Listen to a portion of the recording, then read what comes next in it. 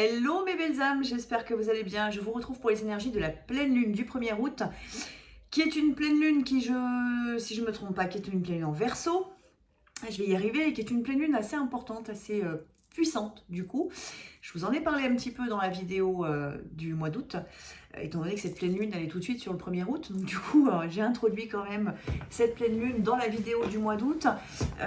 Mais c'est une pleine lune du coup qui va nous amener beaucoup à nous affirmer, donc qui nous fait travailler beaucoup sur nous-mêmes. Du coup, tout ce qui nous empêche en fait de nous révéler pleinement, d'assumer ce que l'on est ou éventuellement ce que l'on ressent aussi. Donc ça peut concerner quand même, il peut y avoir un petit parallèle quand même avec la vidéo que je vous ai faite sur le mois d'août, où ressort quand même dans la relation de flamme jumelle cette notion en fait de communication, de changement de communication, de reconnaissance, de reconnexion aussi au lien, et peut-être aussi de révélation du coup des sentiments, quelque chose d'authentique du coup qui n'était peut-être pas le cas jusqu'à maintenant. Et donc cette pleine lune elle va venir vraiment aider à trouver son individualité, à s'assumer pleinement dans ce que l'on est, à assumer automatiquement du coup les sentiments, mais ça peut parler de la mission de vie. Il y a la notion quand même de sortir du regard des autres avec cette pleine lune.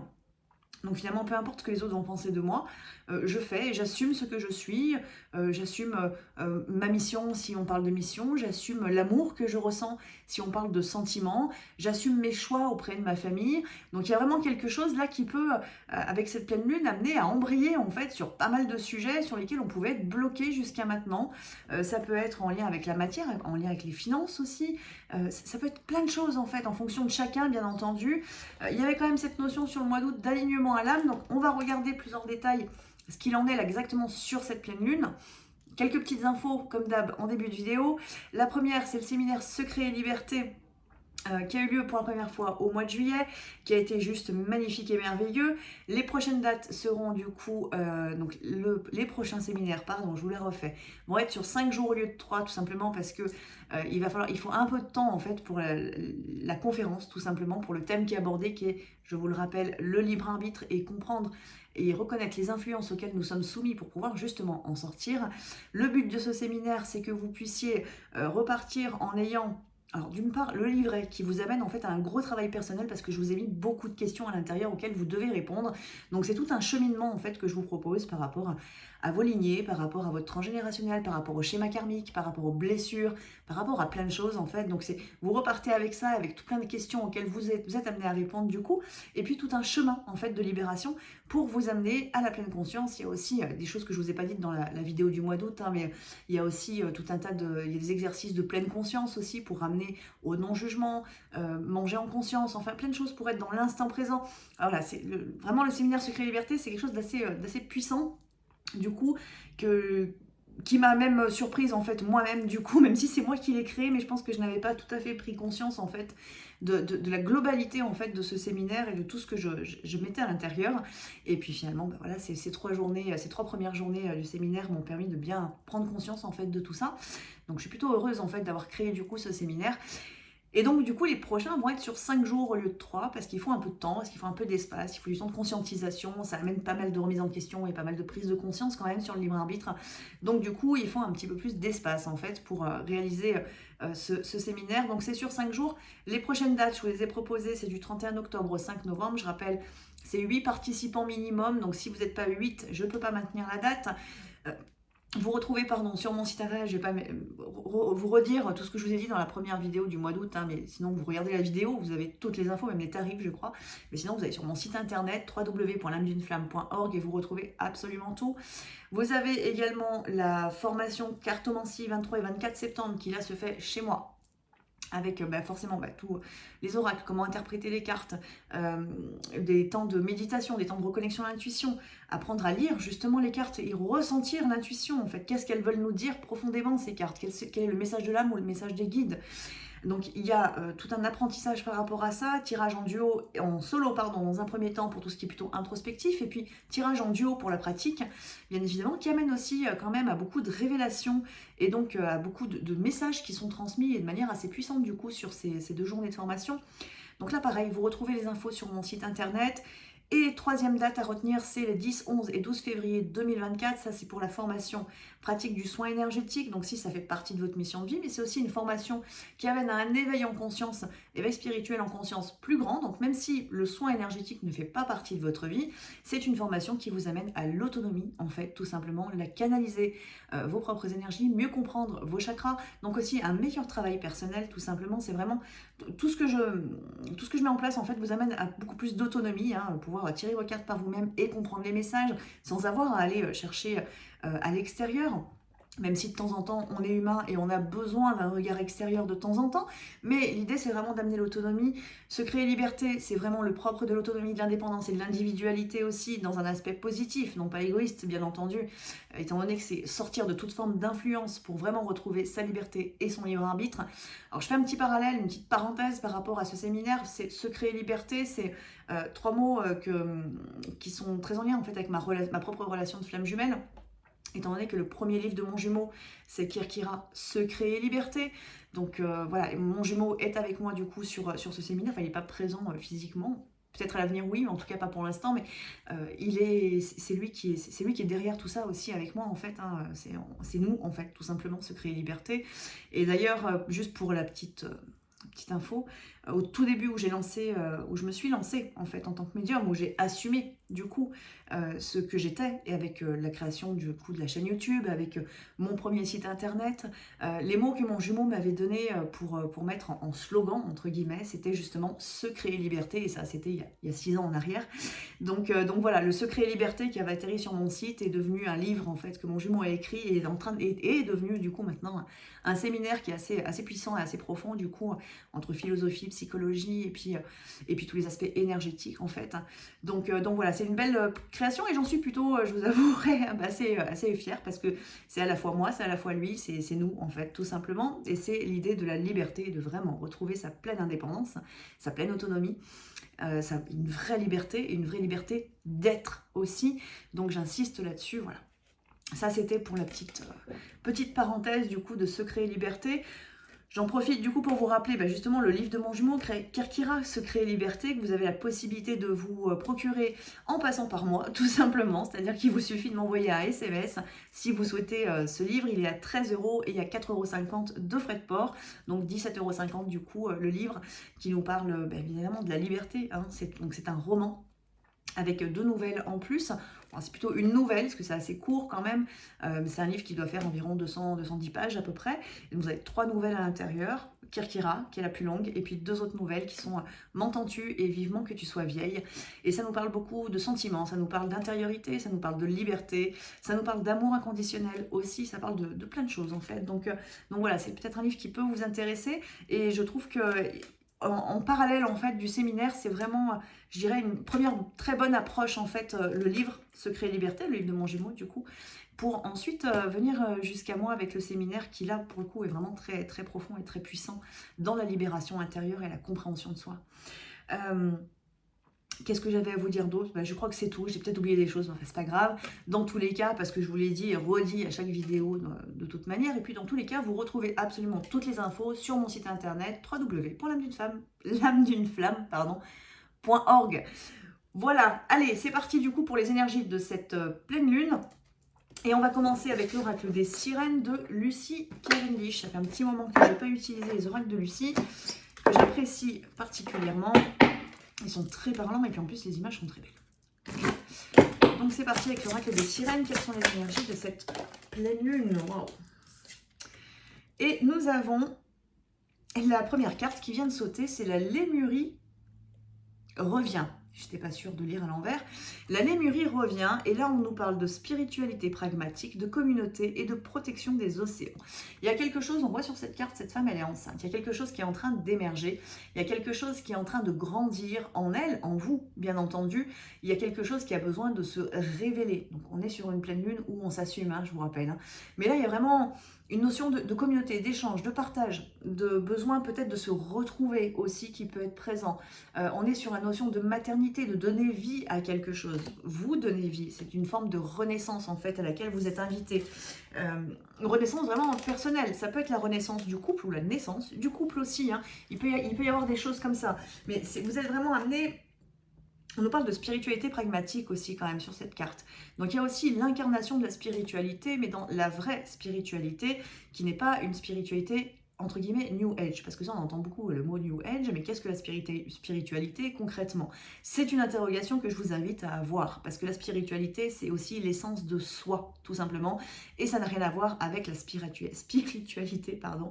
New Age, c'est être qui vous êtes tout simplement, et vous accepter tel que vous êtes la spiritualité. Bien évidemment dans la spiritualité il y a l'aspect éveil spirituel, et là je parle d'éveil spirituel en pleine conscience qui vous invite à aller visiter les dimensions supérieures, donc on est bien sur un troisième œil qui est pleinement ouvert et un chakra couronne qui est pleinement ouvert. Et ça, dans la spiritualité New Age, c'est pas toujours le cas, justement. Donc, petite parenthèse encore une fois, là on nous parle de spiritualité pragmatique qui est un véritable éveil en conscience qu'on incarne dans la matière, donc on fait redescendre dans notre cellule, dans notre corps, pardon, et dans nos cellules pour véritablement le matérialiser, cet éveil-là. Et ça n'a rien à voir avec certaines choses qu'on peut voir à travers les réseaux, mais vraiment rien à voir.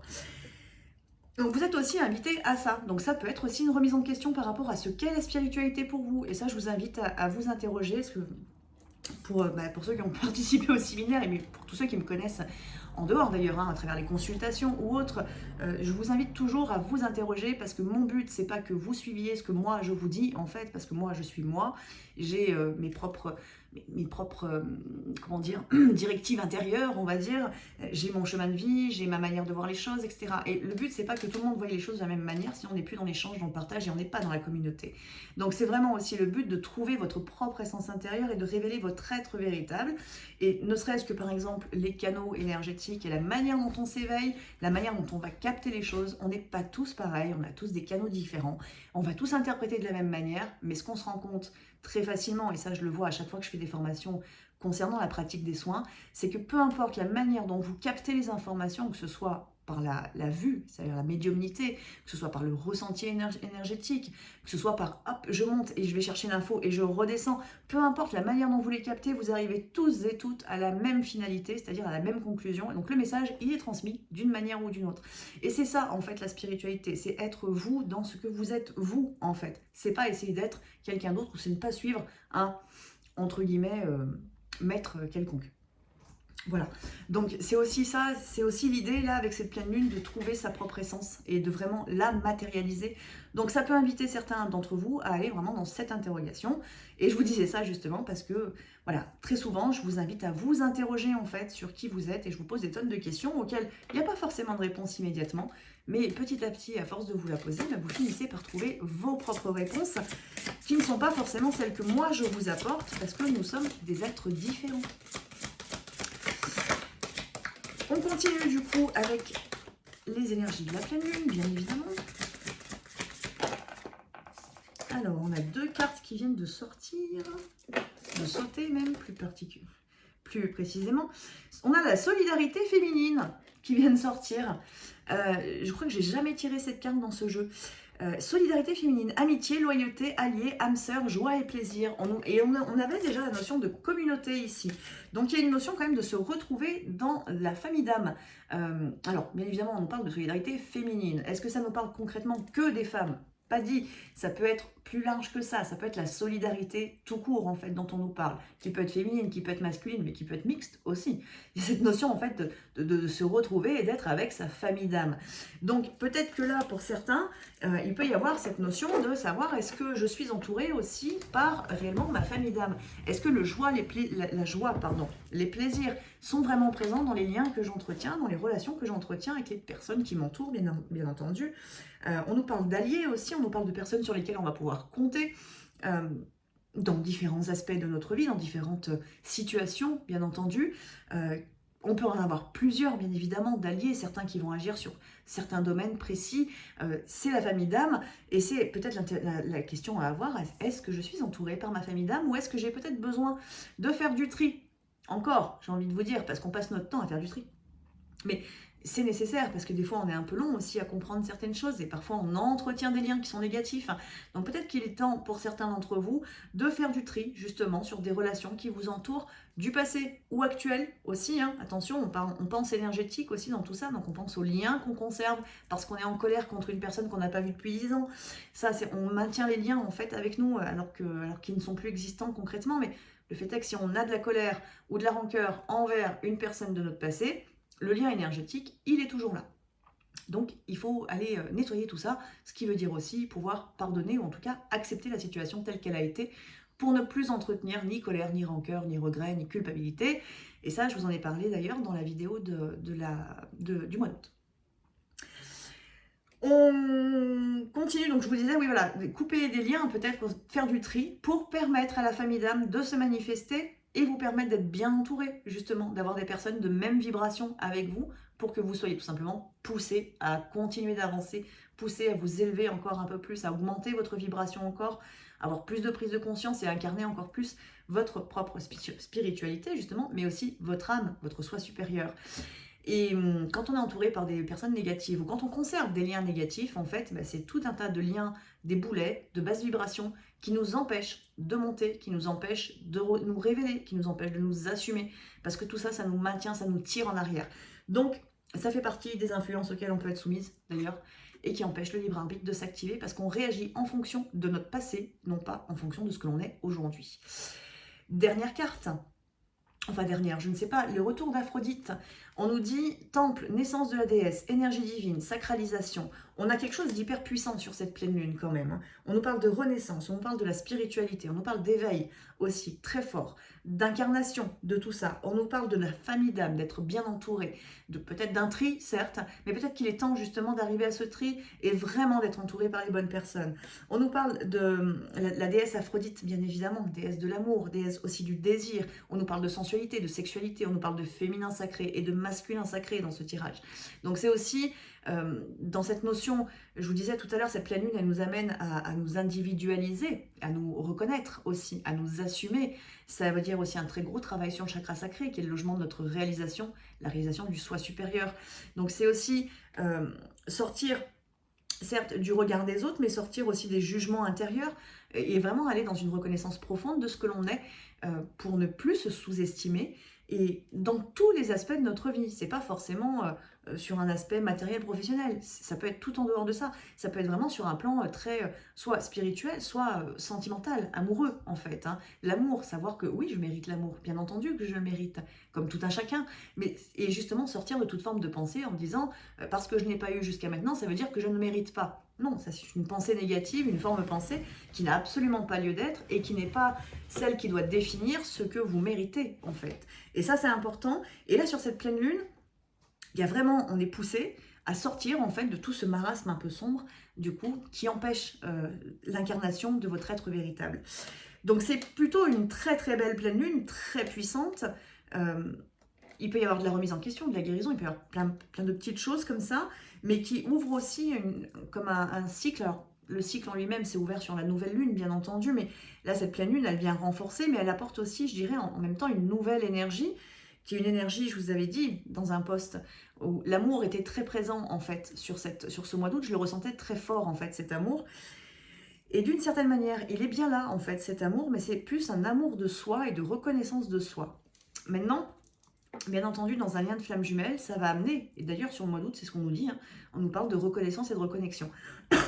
Donc ça amène vraiment à un amour véritable, en fait, ce mois d'août et cette pleine lune. Mais peut-être que dans un premier temps, ça doit passer par l'amour véritable de soi, l'amour propre, en fait, savoir s'aimer entièrement, totalement, s'accepter pour ensuite pouvoir le vivre à deux, dans le couple sacré. Et si vous n'êtes pas dans une relation de flamme jumelle, bien évidemment, c'est avec une âme sœur, mais je dirais que tout a un timing, donc si on n'est pas suffisamment dans l'amour de soi, si on ne s'aime pas véritablement, c'est compliqué d'être dans une relation d'amour véritable, si tel est votre souhait, bien entendu.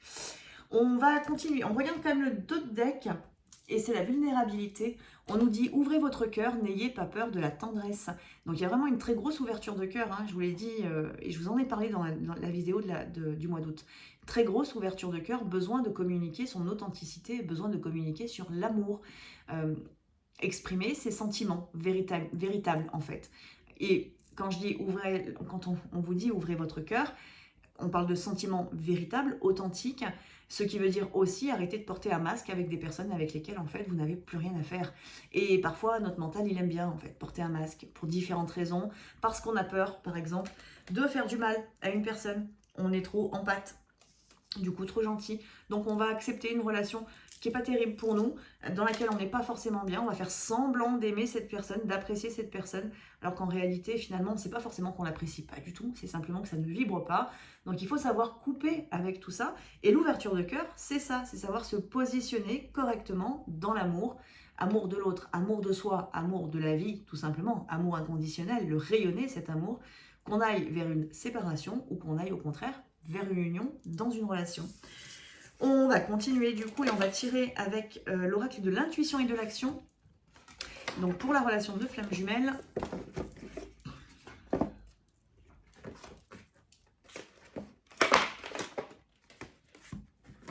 tirage du coup qui va être complémentaire à celui que je vous ai fait avec l'oracle des chakras sur le mois d'août.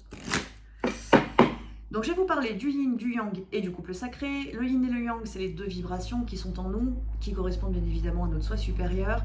Vous les portez toutes les deux, avec une dominante en fonction de là où vous en êtes dans votre parcours, ou tout simplement dans votre union intérieure, si vous êtes en phase d'union intérieure, justement, vous allez vous reconnaître potentiellement dans les deux. Donc les messages vont tomber, vous écoutez les messages, vous voyez ce qui vibre, vous prenez ce qui vibre éventuellement, et vous laissez tout ce qui ne vibre pas. Et puis je vais faire une interprétation en fonction jumeaux, jumelles, bien entendu.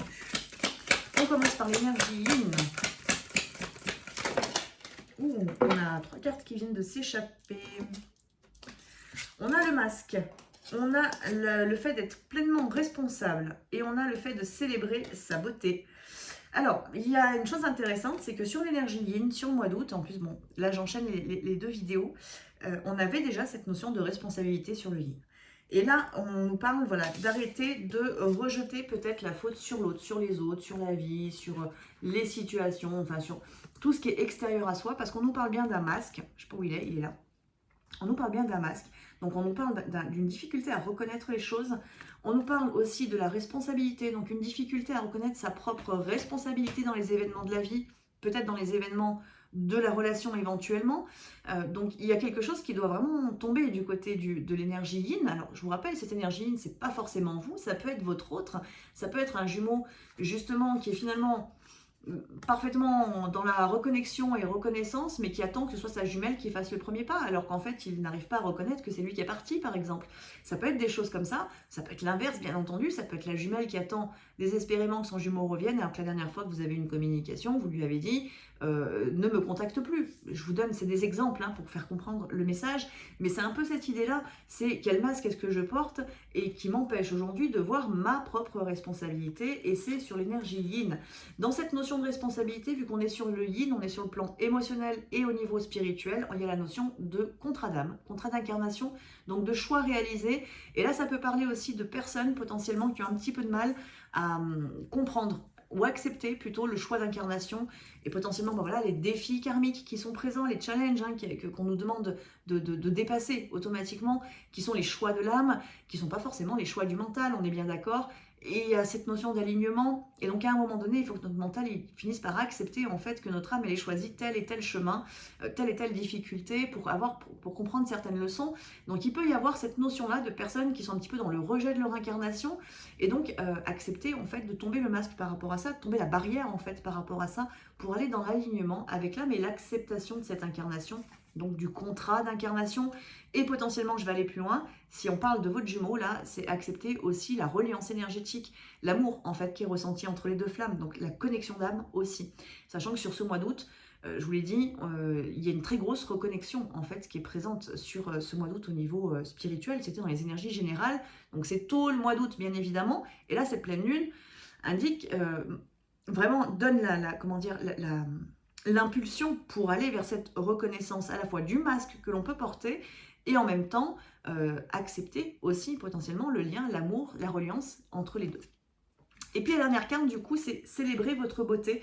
Donc on nous parle de beauté intérieure, c'est-à-dire que potentiellement Bah, si on parle de vous, c'est-à-dire que vous portez un masque par rapport à différentes choses, peu importe, et vous avez tendance à rejeter une responsabilité ou plusieurs sur les autres, sur la vie, sur l'âme, sur le choix qu'elle a fait par exemple, peu importe. C'est des aspects négatifs. On vous dit en fait de voir aussi la beauté dans tout ça, de voir le positif en fait que vous pouvez en tirer. Donc d'aller vers une transformation justement de ce que vous n'avez pas réussi ou ce que votre mental n'arrive pas à faire. Et d'ailleurs, en d'autres decks, pour l'énergie yin, on a le fait de célébrer l'échec. Donc, ce qui veut dire qu'il y a peut-être des choses qui n'ont pas fonctionné comme vous l'auriez voulu, comme vous le pensiez, comme vous l'espériez ou comme vous l'aviez peut-être capté. À savoir qu'on ne capte pas toujours les bonnes infos. Aussi, c'est important. C'est pour ça que l'éveil en conscience est très important pour bien savoir d'où proviennent les informations qu'on a. Donc, il se peut qu'il y ait eu avoir été déçu en fait au fur et à mesure de votre vie, de votre incarnation, du chemin de l'âme dans le parcours de flamme jumelle par exemple. Donc ce sont des résidus, ce sont des échecs en fait, ce sont des petites choses qui sont venues vous piquer et on vous dit en fait de célébrer tout ça parce que vous en avez toujours tiré des leçons positives et vous avez grandi en fait à travers tout ça et c'est ce qui fait la beauté que vous êtes, que vous avez en fait à l'intérieur de vous et qu'on vous demande en fait là de rayonner et d'incarner. Donc c'est à la fois sur le yin, à la fois il faut tomber le masque, il faut être pleinement responsable et reconnaître ses responsabilités dans les différents événements de sa vie, donc relation de flamme jumelle ou en dehors bien entendu, et en même temps il faut savoir célébrer le négatif pour le transformer en positif. Je vais reprendre l'oracle en entier pour regarder du côté de l'énergie yang.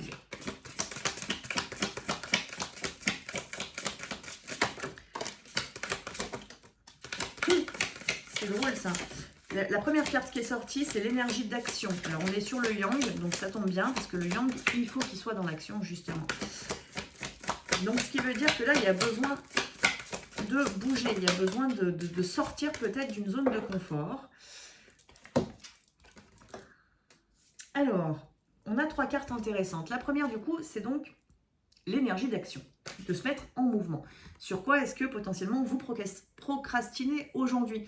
Donc ça peut être vous, ça peut être votre jumeau. En tout cas, il y a des aspects sur lesquels vous procrastinez. Il y a cette notion de procrastination et il y a la connaissance aussi qui est là. La connaissance, ça peut être le fait de ne pas aller chercher les informations dont on a besoin pour avancer, pour évoluer, parce qu'il manque cette action tout simplement. Ça peut être de passer un coup de fil à une administration pour régler un dossier. Ça peut être de contacter votre jumeau pour savoir s'il va bien, ou inversement, bien évidemment, hein, c'est toujours à prendre dans les deux sens ce que je vous dis. Ça peut être, je sais pas moi par exemple, rester dans l'incertitude de savoir si l'autre a quelqu'un dans sa vie, mais ne pas oser poser la question, l'action n'est pas posée. Donc l'incertitude va rester, le mental va tourner, et finalement, il n'y aura absolument aucune réponse, et qu'est-ce qu'on va aller faire? On va aller chercher auprès de quelqu'un d'autre une réponse, à savoir est-ce qu'il a quelqu'un dans sa vie? Ou elle a quelqu'un dans sa vie, bien entendu. Et c'est ce genre de choses, en fait, c'est qu'il y a besoin de poser les actions pour avoir les connaissances nécessaires, et donc arrêter de tourner dans quelque chose de négatif. On voit sur cette carte que c'est quand même très actif au niveau du chakra sacré, et au niveau, donc c'est la carte de la connaissance, hein, au niveau du plexus. Donc potentiellement, il y a des peurs qui bloquent cette action, cette mise en mouvement. Donc quelles sont les peurs auxquelles justement vous êtes soumis actuellement et qui vous empêchent d'agir? Alors je vous ai donné des exemples, il peut y avoir encore plein d'autres choses bien entendu, où ça s'active et où il y a ce phénomène de procrastination. Mais dans tous les cas, cette énergie yang a besoin de sortir de cette procrastination, a besoin de se mettre en mouvement, en action pour régler les difficultés, les problèmes, chercher l'information dont il a besoin pour avancer, etc., etc. Troisième carte, cesser le jugement. Donc, il se peut aussi que ce yang, qui a du mal à avancer, soit en plus en train de se juger, à se dire « je n'y arrive pas ». Donc, il tourne en rond dans un aspect négatif. Et là, on vous dit très clairement, et là c'est le dos de deck, c'est ici et maintenant. Revenez à l'ici et maintenant. Peu importe que jusqu'à maintenant, vous n'ayez pas réussi à agir, pour différentes raisons, les peurs, mais pour ça, il faut les identifier, ces fameuses peurs. Une fois que c'est identifié, vous revenez à l'ici et maintenant, vous revenez à l'instant présent et vous allez voir que naturellement, votre âme, qu'est-ce qu'elle va faire?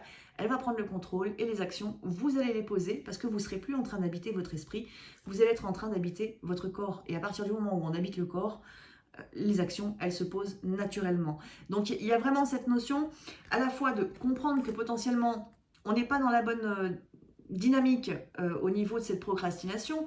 Il y a besoin d'arrêter de se juger, soit sur ses actes passés, soit parce que justement on n'arrive pas à avancer, ou que les choses ne bougent pas assez vite, potentiellement.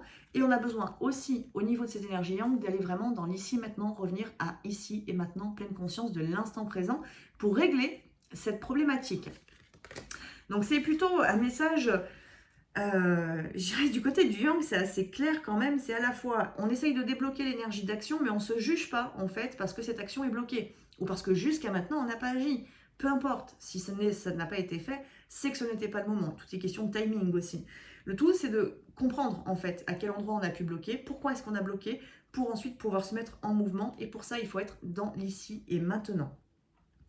Donc, essayez de repérer peut-être voilà, les endroits où il vous manque des informations, où vous n'avez pas agi, où vous n'arrivez pas à agir pour pouvoir reprendre le pouvoir en fait là-dessus et ne plus être dans cette notion de procrastination. On voit avec la carte du jugement, hein, là elle est assise, elle ne bouge pas, tout est ici, là, tout est dans l'esprit en fait, mais finalement voilà, il n'y a rien qui peut se passer parce qu'on est en train de se juger, de s'auto-flageller potentiellement sur différents domaines de la vie. Ça peut concerner la relation de flamme jumelle, ça peut être votre jumeau, tout simplement, qui est en train de se dire pourquoi est-ce que je n'ai pas agi jusqu'à maintenant, pourquoi est-ce que je n'ai pas reconnu, je viens de la reconnaître, enfin je comprends le lien par exemple, mais et pourquoi est-ce que je n'ai rien fait, pourquoi est-ce que je n'ai pas vu, pourquoi est-ce que je n'ai pas dit, il peut y avoir des tonnes de choses et en fait ce qu'on lui explique là, c'est tout simplement, ça sert à rien en fait de te dire 20 fois en fait pourquoi et puis donc de te juger de ne pas l'avoir fait. En fait, reviens à l'ici et maintenant. Aujourd'hui, tu l'as compris, c'est acquis. Fais-le maintenant, en fait. Il n'est jamais trop tard. C'est un peu cette notion-là.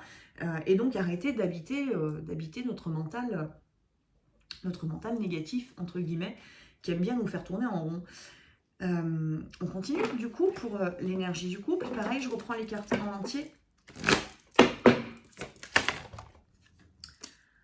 Wow, première carte, c'est l'art de s'unir.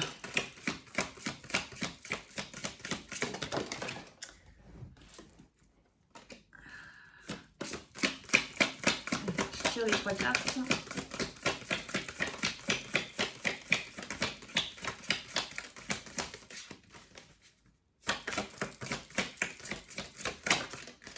On les a.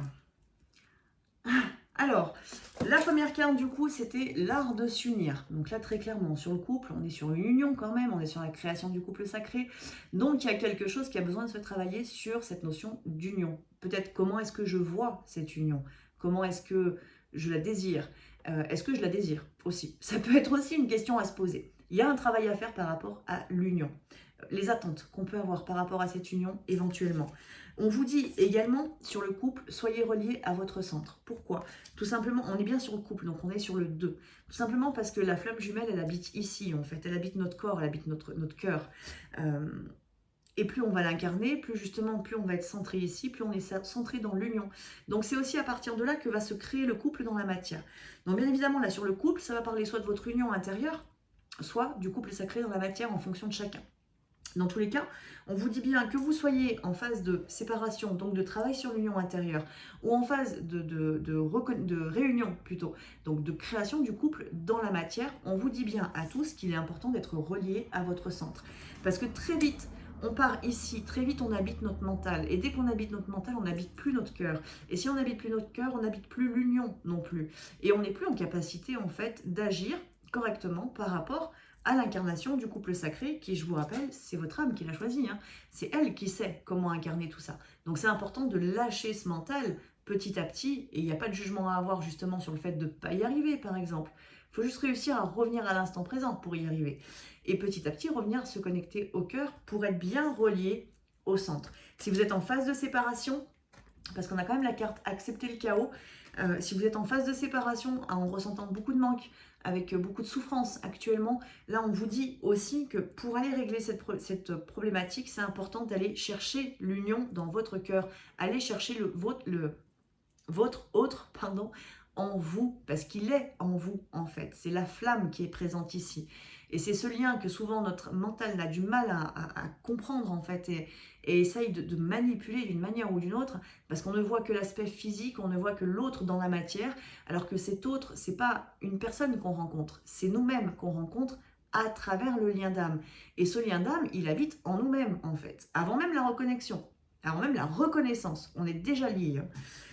Et du coup, c'est aussi en allant se reconnecter à son centre. Il peut y avoir d'ailleurs, et peu importe le stade d'avancement, il peut y avoir un peu d'émotion quand on va se connecter ici. Il peut y avoir justement cette activation, même pour des flammes qui sont très éveillées, même très alignées dans leur union intérieure. Il peut y avoir un petit un petit truc de manque, qui est pas vraiment du manque, mais une petite énergie un peu comme ça, voilà, qui se balade à l'intérieur de ce chakra du cœur. Et c'est ce qu'on vous dit, il faut accepter le chaos, accepter que potentiellement vous puissiez avoir des émotions négatives et des émotions positives et que le tout se mélange et que ce tout, justement, c'est ce qui va permettre l'union dans la matière, l'union en soi comme l'union du couple. Donc, et on vous dit bien, hein, l'art de s'unir. Ce qui veut dire que peut-être qu'aussi, pour certains, dans cette notion d'accepter le chaos, il se peut que votre autre revienne ou que, bref, que soit lui qui revienne ou soit vous qui reveniez à lui, peu importe à la limite la manière dont ça va se manifester, mais que peut-être que tout ne sera pas complètement parfait en fait. Et peut-être qu'il est important de sortir de cette notion de perfection.